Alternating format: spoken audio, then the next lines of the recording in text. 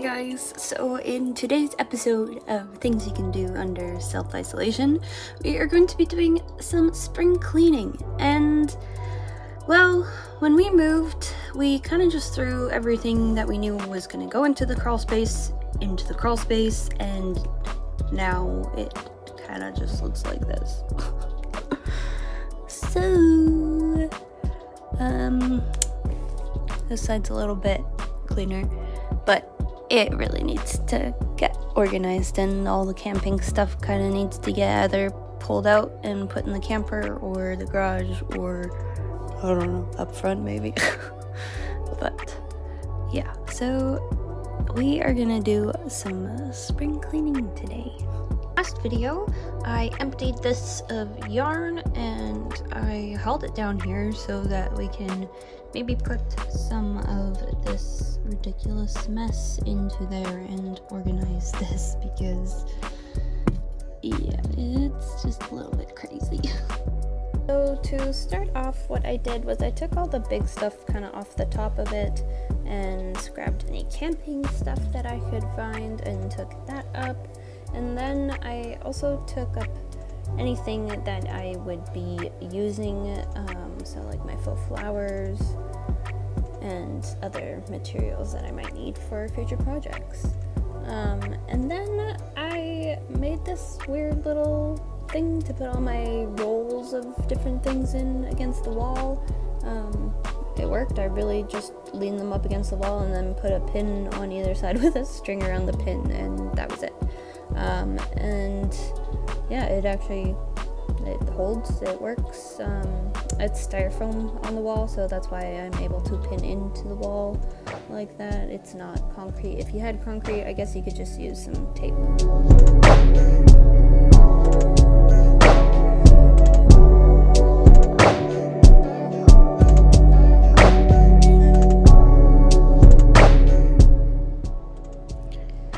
And just a reminder of what it looked like and what it looks like now. It's not pretty, but it's clean and it's organized.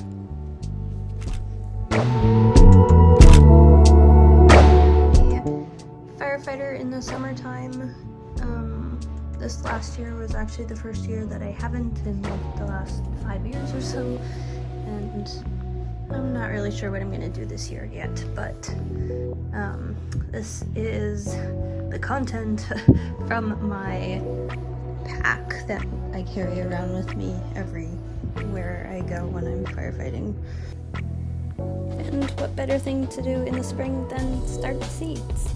So I know it's not really spring cleaning, but it's getting ready for spring, and that's what I kind of consider spring cleaning.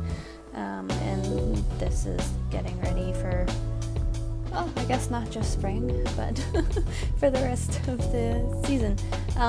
So these are actually pepper seeds that I got from a bell pepper from the store. I just, when you bang all the seeds out, get all the seeds out, I just kept them and I put them in a damp paper towel, and then I put that inside of a plastic baggie, and then I put the plastic baggie in a dark, warm place. Warm is key, and dark, definitely dark too, but not a cold place. It has to be warm.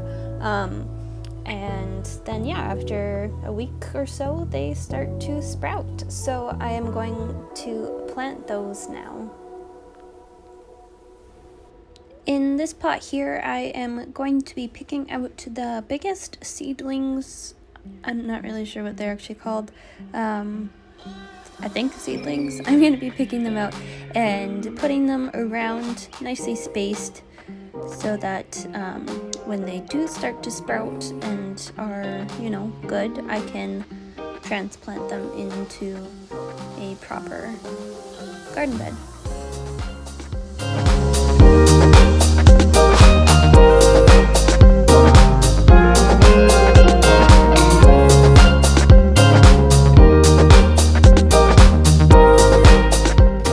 Instead of trying to scoop the rest of the dirt out of the bag and into the pots, I decided that it would be a lot easier to just pour it into my potting box and then scoop and shovel even from there into the pots.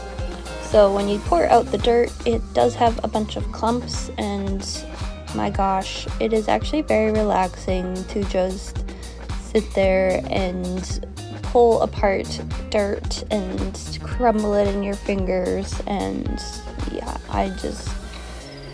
very therapeutic, very relaxing. I recommend it. I definitely recommend it.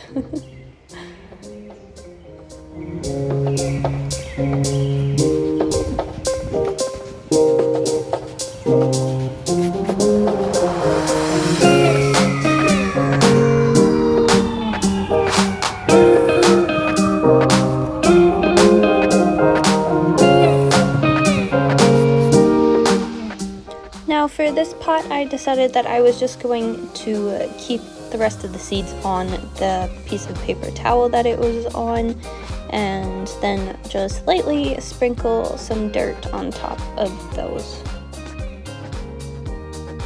And then there we go, we have our pepper plants all potted. Now I would really recommend that you label your plants. So since mine are in big pots right now, I am just going to use some tape, but any kind of like plastic you can cut up and write on and stick in the dirt beside your plants is the best way to go. Now I am just giving them all a thorough soaking through so that the soil is all nice and wet, and the seeds then have a better chance to take.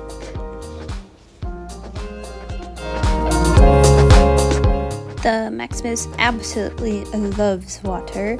If we take him to the dog beach, he will swim for literally 2 hours straight without me even throwing anything for him.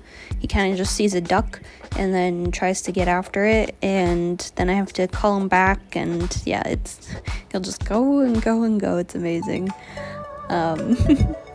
But yeah, so he also really likes to attack water. If we set up the sprinkler, he will just run after it and just try and eat it. I don't know if he's trying to eat it. I don't really know what he's trying to do. But he likes to bite the water. I think it's a little bit funny, so here it is.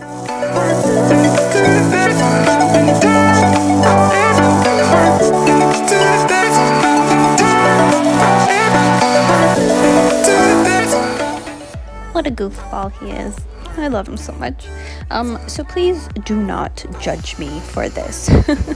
We just finished renos. Okay, not just, but we finished renos a little while ago, and I just haven't really gotten around to doing this yet, and I didn't want to do it until renos were done, and they're basically all done. We just have to do a little bit of tiling, and then I think we are done. Fingers crossed, I hope we're done. So yeah, there was a lot of buildup of just sawdust and drywall dust and just everything else in between. So yeah, I have finally gotten around to it, and some of it was a little caked on and some of it came off really easy.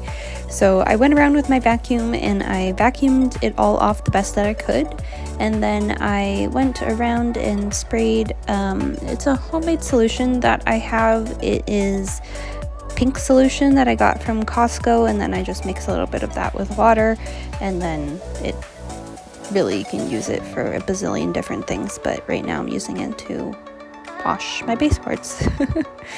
So yeah, I did that, and then I went around and scrubbed them all clean with a rag and a magic eraser.